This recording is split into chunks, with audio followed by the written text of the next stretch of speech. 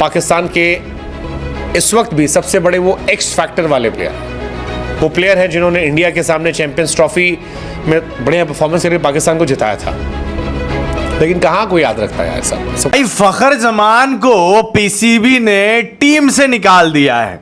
मतलब पीसीबी इतना ज्यादा घटिया बोर्ड है, फखर जमान जैसे प्लेयर को आपने ऑस्ट्रेलिया टूर पे जगह नहीं दी है। फखर जमान हुए ड्रॉप्ड, नहीं है पीसीबी के सेंट्रल कॉन्ट्रैक्ट का हिस्सा। यहां पीसीबी के सेंट्रल कॉन्ट्रैक्ट से पाकिस्तान के one of the most important players को बाहर कर दिया गया है। प्लेयर्स मैंने इसलिए कहा क्योंकि फखर जमान ये अकेला नाम नहीं है जो यहां से बाहर होते हुए नजर आ रहे हैं। साथ ही फखर जमान को पीसीबी ने टीम से निकाल दिया है। मतलब पीसीबी इतना ज्यादा घटिया बोर्ड है, फखर जमान जैसे प्लेयर को आपने ऑस्ट्रेलिया टूर पे जगह नहीं दी है। एक ऐसा खिलाड़ी जिसे पाकिस्तान का सबसे बड़ा मैच विनर बताया जाता है और अपने आए दिन पे ये किसी भी खिलाड़ी को पेल सकता है, वो फखर जमान जिन्होंने आपके वर्ल्ड कप में न्यूजीलैंड के अगेंस्ट बत्ती बना के घुसा दिया था न्यूजीलैंड के बॉलर को, उनको आपने ड्रॉप किया है। और ड्रॉप करने की बड़ी वजह क्या है पता है? पिछले दिनों जब कनेक्शन कैंप लगा था तो उसमें फखर जमान ने एनओसी को लेकर पीसीबी के सामने, मोहसिन नकवी के सामने जम के रेला था उस्मान वाला को। उसके बाद इन्होंने ट्विटर पे सपोर्ट कर दिया बाबर आजम को जब उनको ड्रॉप किया गया सेकेंड टेस्ट मैच और थर्ड टेस्ट मैच से। उसके बाद से उल्टी गिनती शुरू हो गई, नोटिस भिजवाया गया और बोला कि आपने ऐसा क्यों बोला ट्विटर पे, इस बात का जवाब पीसीबी को दे दो। आप फखर जमान जैसे प्लेयर को बाहर कर रहे हैं। अगर दो लोगों की लड़ाई हो रही हो तो तीसरे आदमी को उनके बीच में उंगली नहीं करनी चाहिए, क्योंकि होता क्या है, ये दोनों आपस में सेटलमेंट कर लेते हैं और बुरा ये बन जाता है। यही हुआ पाकिस्तान में फखर जमान के साथ। बाबर आजम टेस्ट टीम से ड्रॉप किए गए। बाबर आजम इसके बाद घर गए चुपचाप। वो तो support for you guys tweet करते रहे, लेकिन जिस पीसीबी ने बाबर आजम को ड्रॉप किया था उसको लेकर फखर जमान ने टाइप करके ट्वीट मार दिया।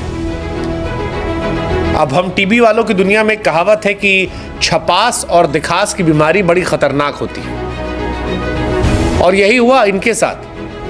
बाबर आजम को विराट कोहली से तुलना करके फखर जमान ने जो ज्ञान लिखा था, वो ज्ञान पीसीबी को अच्छा नहीं लगा और कहा तुम्हारी ऐसी की तैसी, तुम हमारे सेंट्रल कॉन्ट्रैक्टेड प्लेयर हो और पापा को नहीं सिखाते, हमारे नीचे हो तो नीचे रहो।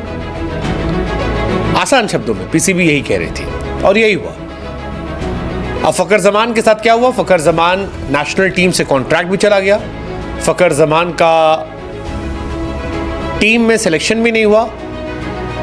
बाबर आजम ने अपना एक कॉन्ट्रैक्ट मेंटेन कर रखा है, वनडे और टी20 टीम में उनकी जगह बरकरार है और टेस्ट में भी वो लौट आएंगे।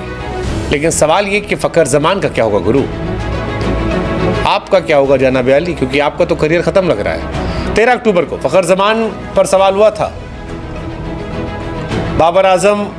फखर जमान ने सवाल एक्चुअली खड़ा किया था बाबर आजम को टीम से निकालने का। 27 तारीख को वो ड्रॉप कर दिए गए सेंट्रल कॉन्ट्रैक्ट से, फिलहाल वो गायब है। बाबर आजम ने उनको लेकर कोई ट्वीट किया नहीं है, कोई ट्वीट नहीं किया है। एक मोहम्मद आमिर का ट्वीट आया, बाकी किसी ने ट्वीट नहीं किया है, और पाकिस्तान के सेंट्रल कॉन्ट्रैक्ट से भी निकाल दिया गया। फखर जमान हुए ड्रॉप्ड, नहीं है पीसीबी के सेंट्रल कॉन्ट्रैक्ट का हिस्सा। बड़ी खबर लेके आपके साथ जुड़ रहे हैं, जहां पीसीबी के सेंट्रल कॉन्ट्रैक्ट से पाकिस्तान के one of the most important players को बाहर कर दिया गया है। प्लेयर्स मैंने इसलिए कहा क्योंकि फखर जमान ये अकेला नाम नहीं है जो यहां से बाहर होते हुए नजर आ रहे हैं। साथ ही में एक और ऐसा नाम है जिसके बारे में आप सुनेंगे तो आप भी सोचेंगे कि अच्छा ये भी इसमें शामिल है। तो रुक जाइए, एंड तक वीडियो देखिए, आपको सब कुछ एक एक करके बताऊंगा, शुरू से शुरू करूंगा और एंड तक सारी चीज बताऊंगा। कहानी शुरू होती है वहां से जहां फखर जमान अपनी सुर्खियों में आने के लिए कह दीजिए, या फिर अपने कप्तान को प्रमोट करने के लिए, अपने कप्तान को बचाने के लिए एक ट्वीट करते हैं।